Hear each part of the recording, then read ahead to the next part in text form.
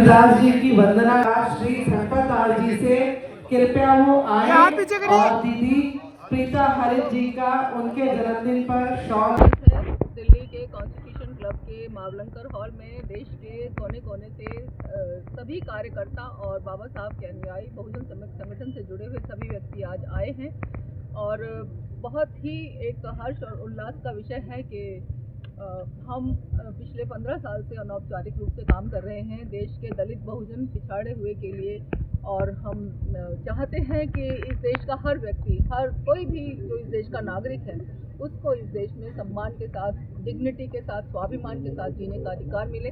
बाबा साहब ने शिक्षा के ऊपर काम किया, महिलाओं की समानता के लिए काम किया और नागरिकों की स्वाभिमान की और डिग्निटी की, ह्यूमन डिग्निटी की रक्षा के लिए काम किया।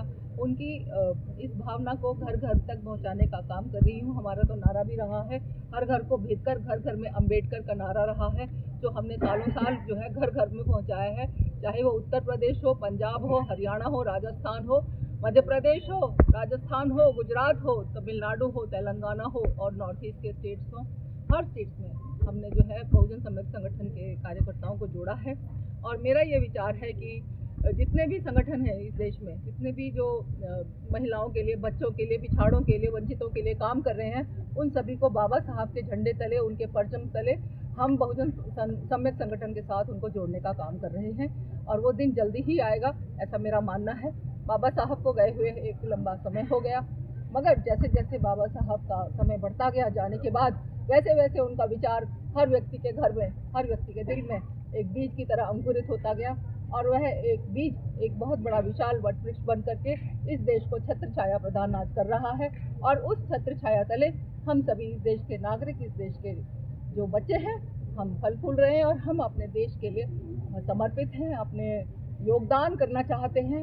और मैं मानती हूँ कि शिक्षा के कारण ही आज हम यहाँ पे हैं और शिक्षा का अधिकार हमें जो दिया है डॉक्टर अम्बेडकर ने दिया है। बहुजन सम्यक संगठन को हम आगे बढ़ाना चाहते हैं। युवाओं का भविष्य देश का भविष्य निर्धारित करता है। इस देश का भविष्य उज्जवल है। युवाओं को हम आगे सुरक्षा प्रदान करेंगे, ऐसा मैं मानती हूँ। पिताजी जो बहुत बड़ा है, 150 करोड़ की आबादी को मैनेज करना कोई आसान काम नहीं है। हम जैसे लोग हमेशा कुछ न कुछ सोच करके ये सवाल उठाते रहते हैं कि ये चीज़ ठीक नहीं चल रही है, वो चीज़ ठीक नहीं चल रही, लेकिन यदि आप और हम में से किसी व्यक्ति को इस 150 करोड़ की आबादी को मैनेज करने का अगर जिम्मा मिल जाएगा, तब आपको महसूस होगा कि कितना मुश्किल है हर व्यक्ति का हित साधना, हर व्यक्ति की सुरक्षा प्रदान करना और हर व्यक्ति को इस देश के लिए उसको काम में लगाना। इसलिए जो भी आज संघर्ष चल रहा है, चाहे वो युवाओं का हो, महिलाओं का हो, बच्चों का हो या नेताओं का हो, उनका जो संघर्ष है उसको हमें सम्मानित करना चाहिए और आने वाले समय में मैं मानती हूँ कि इसका भी कोई ना कोई समाधान ज़रूर निकलेगा। देश के युवा को क्या संदेश देना चाहेंगे? देश के युवाओं, इस देश की ताकत है और हमारा देश विश्व पटल में एक युवा देश माना जाता है। लगभग 38% आबादी युवाओं की है, जो कि 40 वर्ष से नीचे के हैं और उन युवाओं को यही एक संदेश है, सारा का सारा दारोमदार उन्हीं के कंधों पर है। एक दिन वो ज़रूर आएगा कि हमारा देश विश्व में सबसे सर्वोत्तम स्थान पर होगा। जी, मेरा नाम हुदा जरीवाला है और मैं BBC लंदन से ताल्लुक़ रखती हूँ। सऊदी अरेबियन टेलीविज़न चैनल 2 पे न्यूज़ एंकर भी रह चुकी हूँ। दुबई के एक न्यूज़ चैनल को हेड किया है और मुझे बहुत खुशी हो रही है। I am so happy and honoured to be at the Constitution Club of India, जहाँ पे बहुजन सम्यक संगठन का 12th फाउंडेशन डे बनाना जा रहा है। बहुत उत्साह के साथ ये बनाया जा रहा है। बहुत अनेक दुनिया भर से यहाँ पे अतिथि आए हैं। एक बहुत बेहतरीन प्रोग्राम का आयोजन हुआ है जिसमें प्रीता हरीत जी, जो IRS रैंक की ऑफिसर रह चुकी हैं, उनकी देख रेख में ये तमाम प्रोग्राम हो रहा है। सुभाष भारती जी ने ये पूरा प्रोग्राम ऑर्गेनाइज़ किया है। BSS के तमाम लोगों में जितनी उत्साह है, क्योंकि ये 12 साल हो चुके हैं इस संगठन को और इतना बेहतरीन प्रोग्राम का आयोजन किया है। BSS के तमाम लोगों ने बहुत मेहनत करी है। अनेक वर्ग के यहाँ पे लोग आए हैं, अनेक धर्म के धर्मगुरु यहाँ पे मौजूद हैं। एक बहुत ही इंक्लूसिव और एक बहुत ही मोटिवेशनल और एजुकेटेड प्रोग्राम का यहाँ आयोजन किया गया है। तो इस तरह के प्रोग्राम्स हिंदुस्तान में ये दर्शाते हैं कि आज भी हमारे मुल्क में ऐसे संगठन जो पिछड़े वर्ग की आवाज़ उठाते हैं, महिलाओं की आवाज़ उठाते हैं, परेशान दलित लोगों की आवाज़ भी उठाते हैं, हम तमाम लोगों को एकजुट होकर हिंदुस्तान को आगे लेके जाना है, चाहे वो किसी वर्ग का हो, चाहे वो मुसलमान हो, चाहे वो दलित हो, चाहे वो ब्राह्मण हो या बुद्धिस्ट हो, किसी भी वर्ग का हो, एक साथ मिलके हमें हिंदुस्तान के लिए काम करना है, क्योंकि at the end of the day Bharat को आगे बढ़ाना, हिंदुस्तान को आगे बढ़ाना हमारा मकसद है। और कहीं ना कहीं इस तरह के प्रोग्राम्स जो बहुजन समाज को रिप्रेजेंट करते हैं, बहुजन वर्ग के लोगों की आवाज़ सामने रखते हैं, दलित लोगों की आवाज़ सामने रखते हैं, महिलाओं की आवाज़ सामने रखते हैं, इस प्रोग्राम में हमें ऐसी स्ट्रगल की कहानियाँ सुनने को मिलती हैं, ऐसे मोटिवेशनल हमें एस्पेक्ट जानने को मिलते हैं, जिसकी वजह से हम सब प्रेरणा लेते हैं, इंस्पिरेशन लेते हैं, मोटिवेशन लेते हैं। तो मुझे बहुत खुशी है कि आज कॉन्स्टिट्यूशन क्लब ऑफ इंडिया में 12 फाउंडेशन डे जो BSS का हो रहा था, उसमें मैं पार्ट ले पाई। बहुत बहुत शुक्रिया आप लोगों की सपोर्ट का। मैडम, आप क्या लास्ट मैसेज क्या देना चाहेंगे? मैं तमाम आपके चैनल के माध्यम से सुनने वाले लोगों को यही कहूँगी कि BSS जैसे संगठन, बहुजन सम्यक संगठन, जो देश की आवाज़ बहुत सालों से उठाते आ रहे हैं, अनेक मुद्दों पे बात करते आ रहे हैं, पिछड़े वर्ग के, दलित वर्ग के, महिला, अनेक लोगों की आवाज़ उठाते आ रहे हैं। तो इस तरह के संगठन का जब आप हिस्सा होते हैं या इनके साथ मिलके आप काम करते हैं, तो आप देश को आगे बढ़ा रहे होते हैं, देश के हित में आप बात कर रहे होते हैं। तो इस तरह के संगठन का हिस्सा होना एक बहुत ही खुशनुदी की बात है, बहुत ही खुशनुमा माहौल रहता है। और आज यहाँ पे तमाम वर्ग के लोग मैंने, तमाम मज़हब के लोग मैंने यहाँ पे देखे, तो मुझे बहुत खुशी है कि इस तरह के संगठन एग्जिस्ट करते हैं और इतना बेहतरीन काम कर रहे हैं। Thank you so much. जय भारत, जय भीम, जय हिंद। बहुत बहुत धन्यवाद। डॉक्टर विक्रम चौरसिया। देखिए, आज बहुजन सम्यक संगठन का उपलक्ष्य में आज इनका जन्म दिवस भी था और 12वां उपलक्ष्य में मनाया भी गया। देखिए, मैं बार बार एक ही बात बोलूँगा, जब समता की बात होती है, सम्यक की बात होती है, राइट डायरेक्शंस की बात होती है, सम्यक दृष्टि की बात होती है, तो जब बुद्ध भगवान ने, जो बुद्ध की धरती है, गांधी की धरती है, अम्बेडकर की धरती है, जो हमें इक्वलिटी बिफोर लॉ की बात करें हैं, दी है, आर्टिकल 51 ये ड्यूटीज़ की बात होती है, तो हम सभी का मौलिक कर्तव्य है कि हम ड्यूटीज़ को निभाएं, चाहे वो बैठा हुआ पार्लियामेंट मेंबर्स हो, चाहे देश के प्रधानमंत्री हो, या फर्स्ट जनरल या राष्ट्रपति महोदय हो, सबकी काम होती है। और चाहे वो मजदूर हो, चाहे रेडी पटरी वाला, चाहे लोकतंत्र के चौथा स्तंभ आप हैं, मीडिया वाले, सभी का एक मौलिक कर्तव्य होना चाहिए कि हम इस देश को वाकई सिर्फ कहने के लिए नहीं, कागज़ों पर, मीडिया में नहीं, वाकई जो भी आज भी आज़ादी के 80 वर्ष होने के हुए, आज भी जितनी भी डिस्क्रिमिनेशन है, गाँव में आप जाएंगे, कभी रिपोर्टिंग करने देखिएगा कि छोटी छोटी चीज़ों के लिए लोग संघर्ष करते हैं, और कई बार जो व्यक्ति सच में कभी वो गलत नहीं काम किया होता है, उसको वो झूठे केस में फंसा दी जाती है। ये बहुत बड़ी दुर्भाग्य की बात है कि पूरे विश्व के लोग इस भारत में पढ़ने आते थे, चाहे नालंदा यूनिवर्सिटी हो, विक्रमशिला हो, जनता यूनिवर्सिटी हो, और आज पूरे विश्व में जानते हैं चर्चा क्या हो रहा है कि जंतर मंतर पर छात्र बैठा हुआ है, जिसकी रीढ़ तोड़ने के लिए लाठियां बरसाई गई। किसी भी राष्ट्र की ना युवाओं की प्रमुख भूमिका होती है, राष्ट्र का रीढ़ युवा होता है, और ये सबसे बड़ी दुर्भाग्य।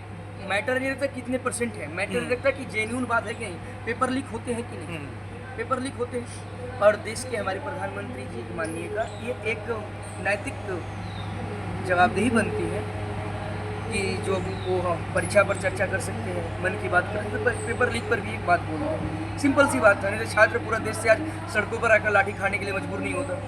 लोकतंत्र में मैं शुरुआत किया ना कि लोग अपने अधिकारों की बातें करते हैं, आर्टिकल 14-20, लेकिन जब ड्यूटीज़ की बात होती है, आर्टिकल 51 के थ्रू निर्धारित हो जाते हैं, अक्सर पढ़े लिखे लोग। आपके थ्रू ही, आपके मीडिया के थ्रू मैं भी वहाँ था, देखा, और चीज़ें वहाँ जो लाठी लेकर बिना ड्रेस में, बिना बैच में, वो कौन है? पूरा देश में देख रहा है ना।